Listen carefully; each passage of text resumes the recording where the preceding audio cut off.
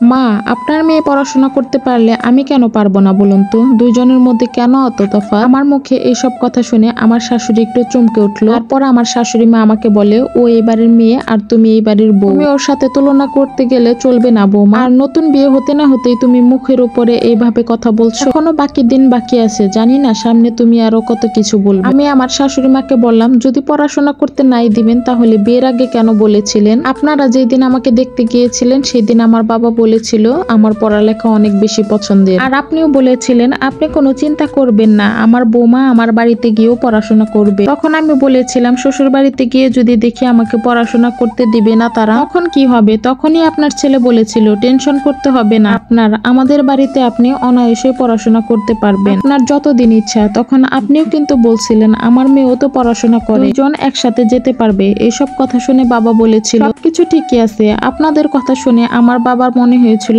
আপনারা আমাকে অনেক ভালোবাসবেন। আমিও আমার বাবার মুখে এসব কথা শুনে আমি আমার বাবাকে বলেছিলাম, বাবা তাহলে এই বিয়েতে আমার কোনো আপত্তি নেই। তারপরে সবাই আলহামদুলিল্লাহ বলে ওঠে। তাহলে সেদিন কেন আপনি বলেছিলেন যে বিয়ের পরে পড়াশোনা করতে পারবে? তখন আমার শাশুড়ি বলে ওঠে, এটা তো শুধুমাত্র মুখের একটা কথা ছিল, যদি না বলতাম তাহলে তুমি কখনোই এই বিয়েটা করতে না, আর বাড়ির বউদেরকে ঘরেই মানায় বাহিরে নয়। আমি বললাম মিথ্যা প্রতিশ্রুতি দেওয়া ঠিক না মা। আমি বললাম আপনার মেয়ে যদি এই বাড়িতে থেকে পড়াশোনা করার সুযোগ পায় তাহলে আমাকেও পড়ালেখা করার সুযোগ দিতে হবে। শাশুড়ি মা তখন বলল, আমি কিন্তু আগেই বলেছি বাড়ির বউদের সাথে মেয়েদের তুলনা করবে না। তখন আমি মুচকি হেসে দিয়ে বললাম, আপনি না বলেছিলেন আমাকে বাড়ির মেয়ের মতো করে রাখবেন, তাহলে কি সবকিছু মুখের কথাই ছিল?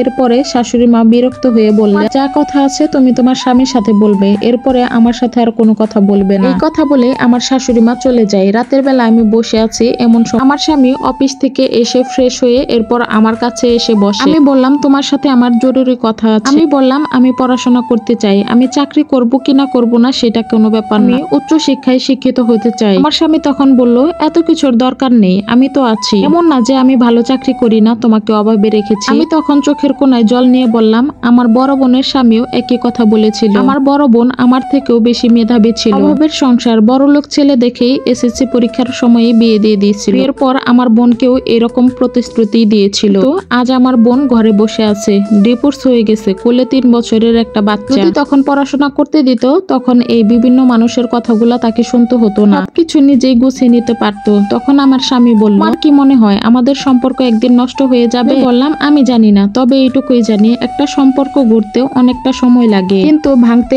1 মিনিটই যথেষ্ট। আপুর সাথে যা হয়েছে এরপর থেকে আমি আর কাউকেই বিশ্বাস করি না। তখন আমার স্বামীকে ডেকে বললাম, আপনাদের কারো অনুমতি আমার দরকার নেই, কারণ আমি বিয়ের আগেই বলেছিলাম আমি পড়াশোনা চালাবো আর ঘর সংসারটা চালাবো, এতে যদি আপনাদের কারো আপত্তি থাকে তাহলে আমার কিছুই করার নেই। পরের দিন সকালবেলা আমার ভাই আমার সমস্ত বইপত্র নিয়ে আমার শ্বশুর বাড়িতে চলে আসে। আমার ভাইয়ের হাতে ব্যাগ দেখে শাশুড়ি মা তাকিয়ে আছে। আমার ভাই বলল, আর কয়েকদিন পরে আপুর ফাইনাল পরীক্ষা, তাই বইগুলো দিতে আসলাম। এই কথা শোনার পরে আমার শাশুড়ি মা আগুন হয়ে গেল, কিন্তু কিছুই বলল না, বলল আচ্ছা যাও তোমার আপু ঘরেই আছে। এরপরে আমার শাশুড়ি আমার স্বামীর কাছে যেয়ে বলল, তুই কি তোর বউকে অনুমতি দিয়েছিস পড়াশোনার জন্য? আমার স্বামী বলল, না মা আমি কিছু বলিনি পড়াশোনার জন্য, তোমার বৌমাই বলে দিয়েছে পড়াশোনার জন্য কারো অনুমতির দরকার নেই, এর আগেই পড়াশোনার জন্য অনুমতি দেওয়া হয়েছিল। শাশুড়ি মা রেগে গিয়ে বলল, তুই বুঝবি না, একটা সমস্যা আছে, ওকে বেশি মাথায় তুলতে নেই, আজকে তোর কথা শুনিনি, কালকে তো আরো শুনবে না, দেখবি আস্তে আস্তে তোর কোনো কথারই পাত্তা দিবে না। শাশুড়ি মা বলল, তুই দাঁড়া আমি মজা দেখাচ্ছি, বই সহ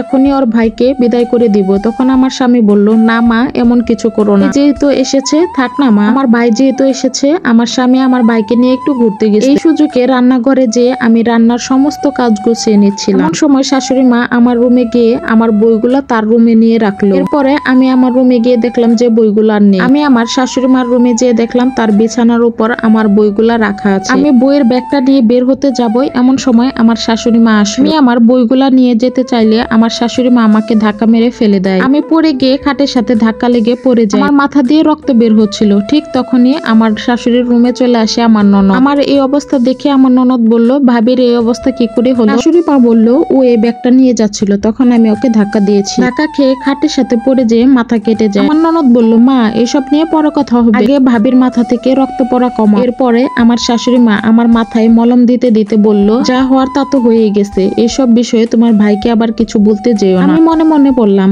আমাকে যদি এখানে থাকতে হয় তাহলে এত নরম হয়ে থাকলে চলবে না, যে যেমন তার সাথে ঠিক তেমনটাই ব্যবহার করতে হবে, সুযোগগুলো কাজে লাগিয়ে সামনের দিকে এগিয়ে যেতে হবে আমাকে। আমি বললাম কেন বলবো না, সে জানুক তার বোনের শাশুড়ি কতটা ভালো। শাশুড়ি মা বলল, দেখো তোমাদের নতুন নতুন বিয়ে হয়েছে, ঘরের সমস্যাগুলা ঘরে সমাধান করা ভালো, কথাগুলা যত বড় হবে ততই সমস্যাটাও বাড়বে। আমি বললাম আমি আপনার কথাগুলা মানতে রাজি আছি, তবে আমার একটা শর্ত আছে, যদি আপনি আমার কথাগুলা মানতে পারেন তাহলে আমিও আপনার কথা মানবো, আর যদি আপনি আমার কথাগুলা না মানেন তাহলে আমি আমার ভাইকে সবকিছু বলে দিব। আমার শাশুড়ি মা বলল, তোমার কি আবার শর্ত? তখন আমি বললাম আমাকে পড়াশোনা করতে দিতে হবে, আমার পড়াশোনার মাঝে কোনো ঝামেলা সৃষ্টি করতে পারবেন না। যদি আপনি আমার এই শর্তটা মানতে রাজি তাহলে আমি আপনার সব কথা শুনতেই রাজি আছি। শাশুড়ি মা এতক্ষণে বুঝে গেছে সে আমার সাথে পেরে উঠতে পারবে না। শাশুড়ি মা কিছুক্ষণ চুপ থাকার পরে বলল, আচ্ছা ঠিক আছে, আমি তোমার শর্তে রাজি আছি, আগে ঘর সংসার তারপরে পড়াশোনা, যদি ঘর সংসার সামলেও পড়াশোনা করতে পারো তাহলে আমি রাজি আছি। আমি বললাম এই বিষয় নিয়ে আপনি চিন্তা করবেন না মা, আমার দিক থেকে সংসারের কোনো রকম ত্রুটি হবে না। এইভাবেই আমি আমার শ্বশুর বাড়িতে